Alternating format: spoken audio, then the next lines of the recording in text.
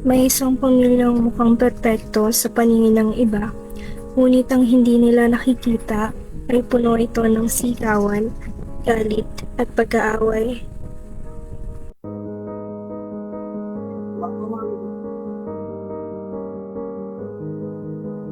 Ang mga siguro fans. Ang kabot na sa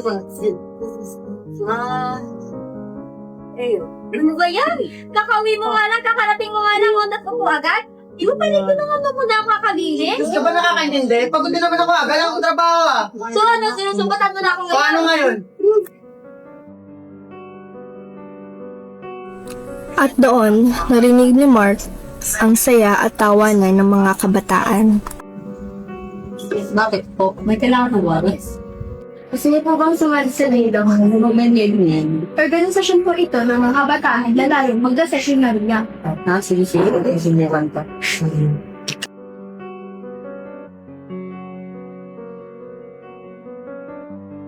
Yan ang pangalan niyo? Mike po. Bakit po? Gusto niyo po ba magtowa? Ay, sige po. Sige, sali po ako.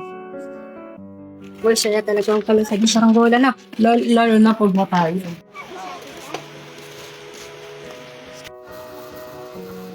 Oh, nandiyan ka na pala. Saan ka na naman galing?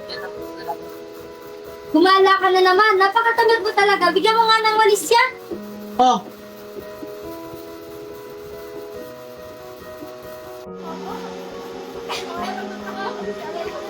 Ano? Sarah! Saltaya! Inatake na naman ang sakit niya! Ano? Bakit hindi mo pa isubok sa ospital? Tayo-tayo ka pa dyan! Tara! Mark, yung bag! Alam nyo!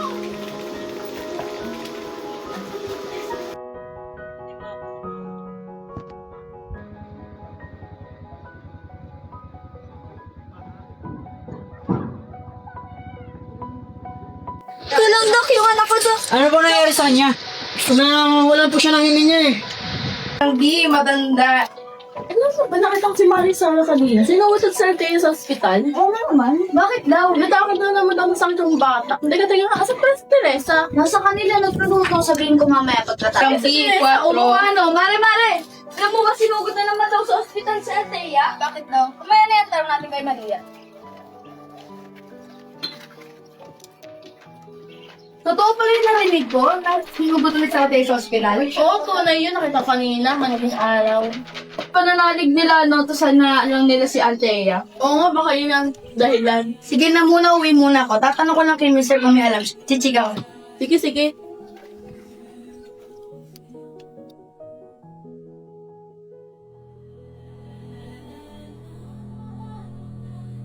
Gusto ba lang kayo? Okay lang pare. Okay naman, ikaw ba? Uy, paring Nicolas, tara inom tayo. Tara, buka dito. Thank you, pare. Akin na agad to? Oo.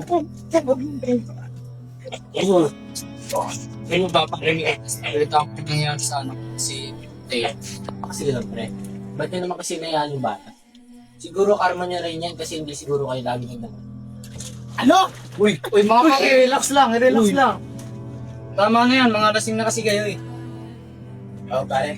Pasensya na. Lasing na siguro talaga ako.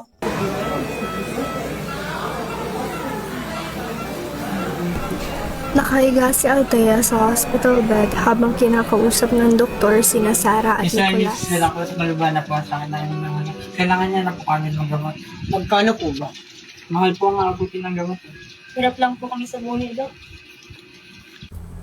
Sarah, sino ka? Ako ang inyong mahal na ina sa langit. Nakikita ko ang inyong pagtatangis dahil sa malubhang kalagayan ng inyong anak. Kung magbabalik loob lamang kayo kay Jesus at magbalik kayo sa pananampalataya, walang imposibleng hindi kayang ipangyari ng Panginoon. Patawad po, mahal na Inang Birheng Maria, kung kami man ay nakalimot sa inyo at sa Panginoong Jesus. Pinapangako ko po na gagawin ko ang inyong bilin. Huwag ka nang mangamba at tutulungan ko kayong malampasan ang mga pagsubok sa inyong buhay.